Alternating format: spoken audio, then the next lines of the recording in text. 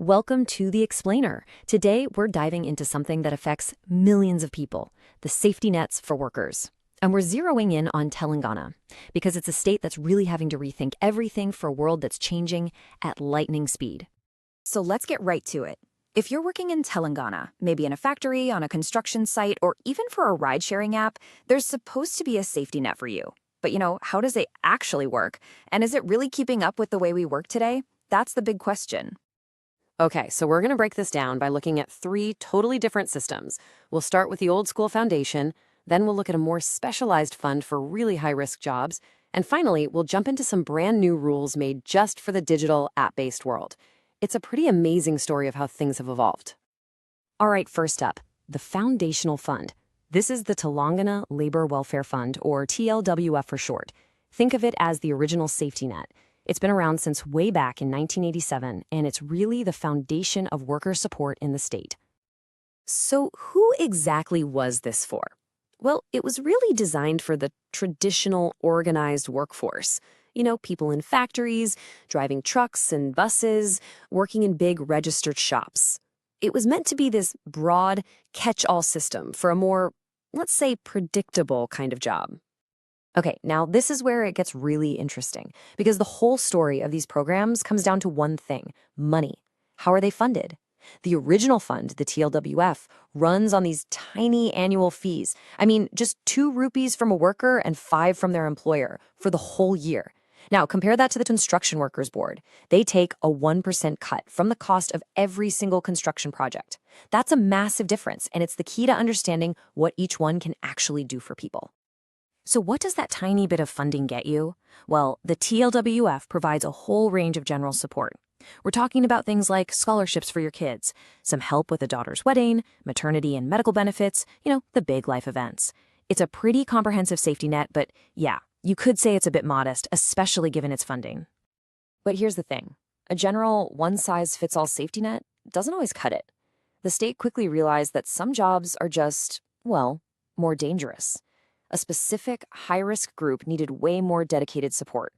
And that group was construction workers. This is where things started to get a lot more targeted. Right, so because construction work is so dangerous and often unstable, Telangana set up a specialized board back in 2009. It was designed specifically for the state's more than 15 lakh construction workers, and the whole point was to offer much, much more robust financial help. And remember that 1% cess we talked about? Well, here's what that stronger funding translates to: direct, high-impact cash. For a major life event, like a wedding for a worker or their daughter, the board gives a 30,000 rupee gift. Now that's a seriously significant, tangible benefit. And it's not just for happy occasions.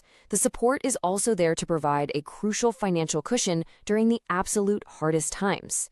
If a worker passes away from natural causes, their family receives 1 lakh rupees. That's a huge deal for a family that's just lost a breadwinner. And this is where you really see the difference. For the most severe situations, like an accidental death or a total disability on a work site, the financial protection is even more substantial. We're talking up to 5 lakh rupees. That number is a direct reflection of just how dangerous these jobs can be. So, how does a worker actually get these benefits? It's actually a pretty clear process. Basically, if you're between 18 and 60 and you've worked for at least 90 days in the last year, you're eligible. You just have to apply, get your documents in, and then you get your official labor card. And that card is basically the key that unlocks everything. Okay, so now let's fast forward. We're jumping ahead to 2025 and diving right into the modern gig economy. This is where you can literally see the laws scrambling to keep up with the world of apps, food delivery, and ride-sharing. Now, before we get into the new law itself, it's super important to know who we're talking about. The law actually makes a key distinction here. You've got your gig worker, that's anyone doing short-term task-based stuff. But then you have the platform worker, and that's the key group. That's someone who's providing a service through a digital app, think Uber or Swiggy. And these are the folks right at the heart of this new law. And this legislation is brand new. It was just introduced in draft form in April of 2025. It's a really pioneering move to finally formalize some rights and create a safety net for the, an estimated 4.5 lakh gig workers in Telangana. And to make it all happen, they're setting up a whole new welfare board just for them. And now, check out how they're planning to fund this. It's a totally modern approach. The money is going to come from a tiny fee, just 1 to 2% on every single transaction. And get this, it's paid by the platform, the aggregator, not the customer. It's a really clever way to fund welfare that's directly baked into the work itself. But, and this is maybe the most important part, this new law isn't just about the money. It's about establishing fundamental rights in a digital world. We're talking about things like transparency in how fares and ratings are calculated. Seeing behind the curtain of the algorithm. It also brings in fair termination rules. They have to give you 7 days notice and a real system for complaints. This is all about bringing some much needed accountability to the algorithm. Okay, so we've looked at these 3 very different systems. So what's the big picture here? What does this all mean for a worker in Telangana today? Let's try and put all the pieces together. You can really see the whole story of adaptation right here on this one slide.